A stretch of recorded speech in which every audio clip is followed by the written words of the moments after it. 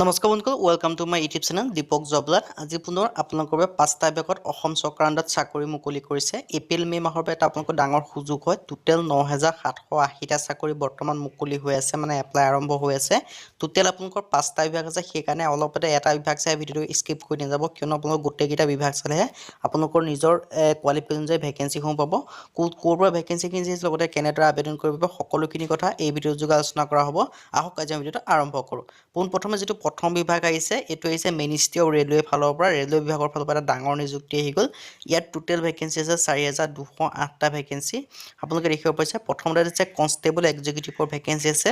RPFৰ কাৰণে ভেকেঞ্চি হয় 4,208টা। মেল কেণ্ডিডেটৰ কাৰণে আছে 3,577টা ভেকেঞ্চি। ফিমেলৰ কাৰণে আছে 631টা। ইয়াৰ আপোনালোকে ধুনীয়াকৈ দেখিব পাৰিছে ইছ্যু অফ দ্য ৱৰ্কিং, আপোনালোকে ধুনীয়াকৈ কথাখিনি লিখি থোৱা আছে। নেশ্যনেলিটি আপোনালোকৰ চিটিজেন অফ ইণ্ডিয়ান হ'ব লাগিব, তেতিয়াহে আবেদনসমূহ কৰি ল'ব পাৰিব। আৰু এজ লিমিটৰ ক্ষেত্ৰত 18ৰ পৰা 28 বছৰ, কিন্তু আপোনালোকে এজ ৰিলেক্সেশ্যনসমূহ পাব। SC কাৰণে 5 বছৰকৈ, মানে 33 বছৰলৈকে আবেদন কৰিব পাৰিব। OBC কাৰণে 3 বছৰ 31 বছৰলৈকে, আৰু বাকীবিলাকৰ কাৰণে আপোনালোকে পাব। আৰু মেডিকেল ফিটনেছো আপোনালোকে থাকিব লাগিব। এডুকেশ্যন কোৱালিফিকেশ্যন বিচাৰিছে মাত্ৰ 10 পাছ। যদি আপোনালোকে 10 পাছ হয়, তেতিয়া আপোনালোকে আবেদনসমূহ কৰি ল'ব পাৰিব RPF আণ্ডাৰত। আৰু এই ভেকেঞ্চিকেইটাৰ কাৰণে আবেদন কৰিবলৈ আপোনালোকে এপ্লিকেশ্যন ফিজ দিব লাগিব। SC কাৰণে 250 টকাকৈ, ফিমেলৰ কাৰণে 250, এক্স ছাৰ্ভিচমেনৰ কাৰণে 250, মাইনৰিটিৰ কাৰণে 250, ইকনমিক বেকৱাৰ্ড ক্লাছ EWS কাৰণে 250, আৰু আদাৰ্ছৰ কাৰণে 500 টকাকৈ। আৰু আপোনালোকে অনলাইন যোগে পে'মেণ্টসমূহ কৰি ল'ব পাৰিব। যদি আপোনালোকে আবেদন কৰিব নোৱাৰে, আমাক কমেণ্ট কৰিলেও আমি আপোনালোকৰ আবেদনসমূহ কৰি দিয়া হ'ব। যদি আপোনালোকে নিজে আবেদন কৰিব বিচাৰে কৰিব পাৰে, বা আমাক কমেণ্ট কৰিলে আমি আপোনালোকৰ আবেদনসমূহ কৰি দিয়া হৈ যাব। সেইকাৰণে আপোনালোকে কমেণ্ট কৰি দিয়ক আবেদন কৰিব লাগে বুলি, আমি আপোনালোকক হোৱাটছআপ নম্বৰ দি দিম, তাৰ যোগে আবেদনসমূহ কৰি ল'ব পাৰিব। আৰু অন্যহাতে আৰু 4টা ভেকেঞ্চি আছে, সেইকেইটা কথা ডিছকাছ কৰিম। আবেদন লাষ্ট ডেট দি আছে 14 মে' তাৰিখৰ পৰা, আৰু আবেদনৰ আপোনালোকৰ 15 মে' তাৰিখে লাষ্ট ডেট হয়। 15 মে'ৰ পৰা 15 মে'তে লাষ্ট ডেট হয়, 15 এপ্ৰিলৰ পৰা আবেদন ষ্টাৰ্ট হৈছে। এইটো আপোনালোকৰ প্ৰথম বিভাগ হয়। আৰু যিটো আমি 2 নম্বৰ বিভাগ আছে, সেই কথাও আমি ডিছকাছ কৰাব, কিন্তু ইয়াৰ কাৰণে মাত্ৰ 10 পাছ হয়। আৰু নেম অফ দ্য পোষ্টখিনি দেখিছে 2 নম্বৰ যিটো বিভাগ হয়, তাৰ কাৰণে আহিছে লোৱাৰ ডিভিজন ক্লাৰ্কৰ ভেকেঞ্চি আছে LDC, আৰু জুনিয়ৰ ছেক্ৰেটেৰী এছিষ্টেণ্টৰ ভেকেঞ্চি আহিছে। Data entry operator DEO vacancy আহিছে। ডাটা এণ্ট্ৰি অপাৰেটৰ গ্ৰেড 1ৰ ভেকেঞ্চি আহিছে। টোটেল ভেকেঞ্চি আছে 3,712টা এপ্ৰক্স ভেকেঞ্চি আছে, মানে ইয়াত ভেকেঞ্চি বাঢ়িবও পাৰে।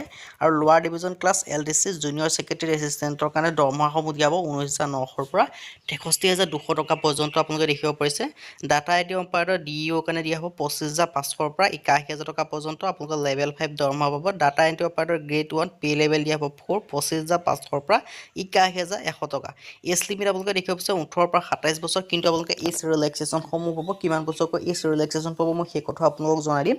যিসমূহ SC আছে তেওঁলোকে 5 বছৰকৈ, OBC 3 বছৰ, PWD কাৰণে 10 বছৰ, মানে 37 ইয়াৰ্ছলৈকে আবেদন কৰিব PWD কেণ্ডিডেটে। আৰু যিবোৰ PWD SC তেওঁলোকে 15 বছৰ 42 বছৰলৈকে আবেদনসমূহ কৰি ল'ব পাৰিব যদি ইণ্টাৰেষ্টেড হয়।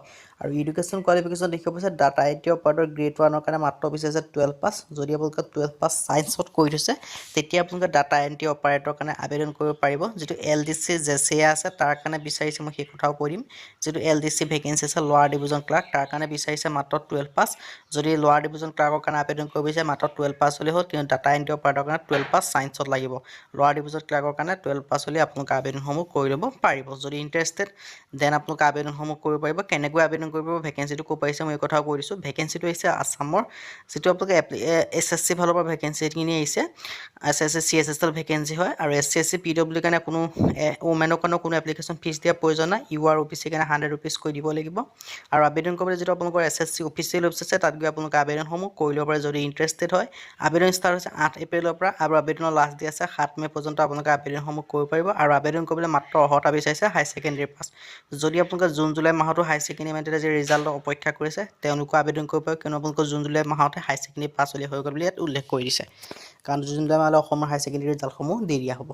যদি ইণ্টাৰেষ্টেড দেন আপোনালোকে আবেদনসমূহ কৰিব পাৰে। তাৰ পিছৰ যিটো ভেকেঞ্চি আহিছে, মই সেই ভেকেঞ্চিটো কৈছোঁ। সেই ভেকেঞ্চি হৈছে নৱোদয় বিদ্যালয় সমিতিৰ ফালৰ পৰা আহিছে।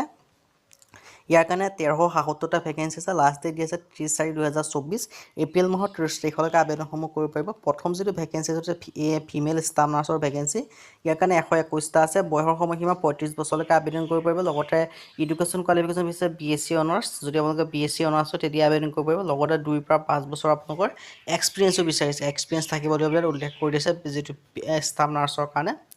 আৰু যিটো আপোনালোকৰ এছিষ্টেণ্ট ছেক্ৰেটেৰী ছেকশ্যন অফিচাৰ, ইয়াৰ কাৰণে 5টা আছে। বয়সৰ সময়সীমা 23ৰ পৰা 33 বছৰ।